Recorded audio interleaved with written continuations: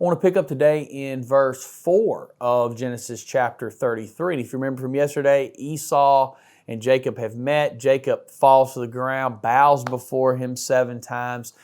And now here is Esau's reply. In verse 4 it says, Then Esau ran to meet him and embraced him, threw his arms around his neck, and kissed him, and they both wept.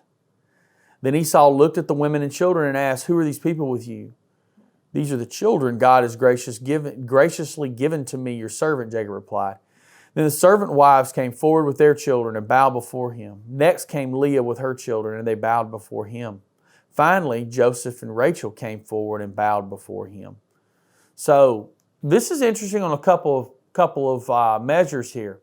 There apparently was still some distance between Esau and Jacob when Esau sees him and Jacob is bowing.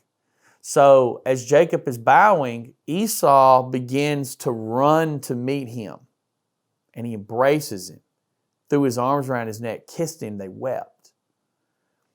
Now, men didn't run in this culture.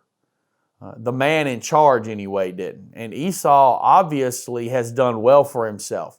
He has a 400-man army with him, right? So he's obviously done pretty well. So he's in charge of some things. So a man like him didn't run for anybody. But yet here he is, he runs to meet his brother. He embraces him. He picks him up off the ground. I'm sure him running kind of terrified Jacob. Jacob was like, oh no, he's running at me. Because Jacob understood that he was no physical match for Esau, the great outdoorsman, the rugged guy. This was not a physical confrontation that Esau was going to lose. And so as they weep and Esau begins to look around, he sees the family and he begins to ask who they are.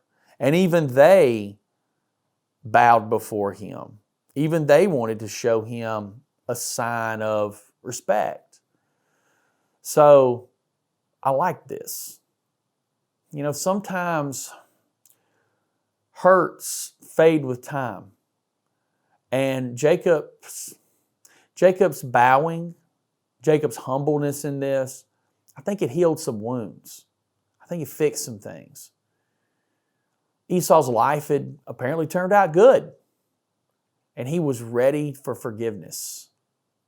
Time heals wounds between these two brothers. And it's a pleasant thing to see. See you guys tomorrow.